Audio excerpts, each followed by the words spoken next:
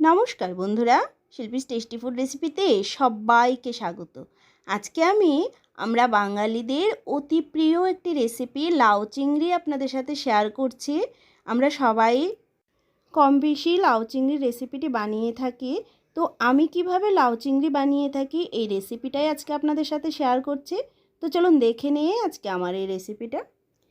তার জন্য আমি অর্ধেকটা লাউকে ভালো করে খোসা ছাড়িয়ে ধুয়ে নিয়েছি। এবার লাউটাকে আমি এরকম কুচি কুচি করে কেটে নিচ্ছি।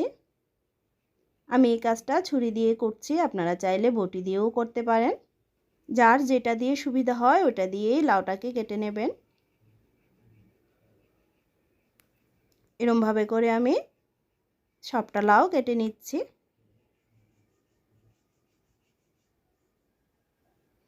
এবার লাউয়ের কুচিগুলো একটা বাটিতে নিয়ে নিচ্ছি। বাটিতে নিয়ে বাটিটা সাইডে রেখে আমি এখানে চিংড়ি মাছ নিয়ে নিয়েছি। আমি এখানে 200 গ্রামের মতো চিংড়ি মাছ নিয়েছি। তার মধ্যে নুন হলুদ মাখিয়ে নেব। আমি একটু বড় সাইজের চিংড়ি নিয়েছি, আপনারা ছোট সাইজের চিংড়ি থাকলেও ওটা দিয়েও করতে পারেন। যার ঘরে যেরকম থাকে ওটা দিয়েই করে নেবেন। এবার একটা মশলা রেডি করে নেব। একটা বাটিতে 1 চামচ জিরে গুঁড়ো নিয়ে নিলাম, নিয়ে নিচ্ছি হাফ চামচ লাল লঙ্কার গুঁড়ো, দিয়ে দিচ্ছি হলুদ গুঁড়ো আর দিচ্ছি পরিমাণ মতো নুন। এবার একটু জল দিয়ে এগুলোকে মিশিয়ে নেব। এগুলোকে মিশিয়ে সাইডে রেখে দিয়ে গ্যাস ওভেনে কড়াই বসিয়ে দিলাম। তার মধ্যে তেল দিয়ে দিচ্ছি। তেলটা গরম হয়ে গেলে তার মধ্যে চিংড়িগুলোকে দিয়ে দিচ্ছি। চিংড়িগুলোকে হালকা করে ভেজে নেব।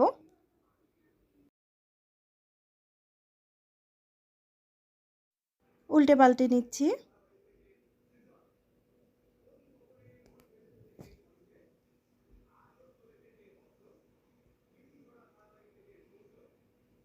চিংড়িগুলো উল্টে পাল্টে ভেজে নিলাম।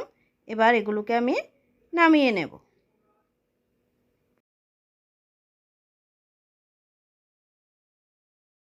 চিংড়িগুলো নামিয়ে নিয়ে তার মধ্যে একটা তেজপাতা, 2টো শুকনো লঙ্কা আর জিরে ফোড়ন দিলাম। ফোড়নটাকে লাল করে নেব।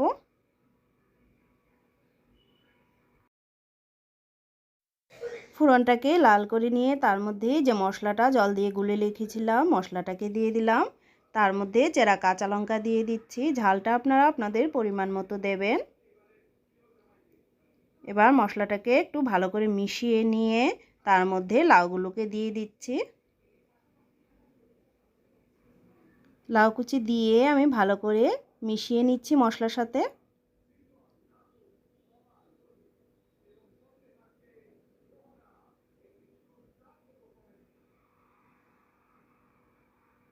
মশলার সাথে ভালো করে লাউটাকে মিশিয়ে নিচ্ছি 2 মিনিট টাইম নিয়ে।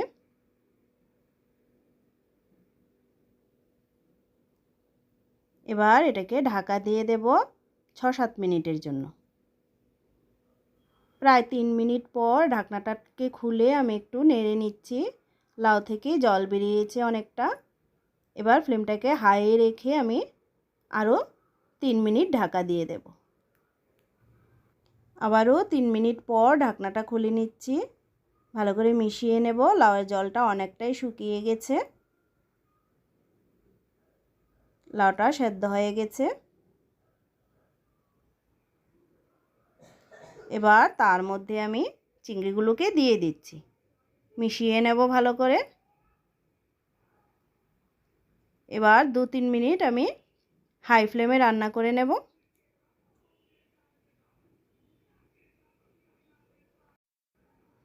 3 মিনিট পর আবারও মিশিয়ে নিচ্ছি। লাউটা রেডি হয়ে গেছে, জলটাও শুকিয়ে গেছে। তার মধ্যে আমি বেশ খানিকটা ধনেপাতা কুচি দিয়ে দিচ্ছি। ভালো করে মিশিয়ে নেব। একদম রেডি হয়ে গেছে আমাদের লাউ চিংড়ি। মিশিয়ে নিয়ে নামিয়ে সার্ভ করে দেব। তো আমার আজকের রেসিপিটা যদি আপনাদের কাছে ভালো লেগে থাকে তাহলে ভিডিওটিতে একটা লাইক করবেন।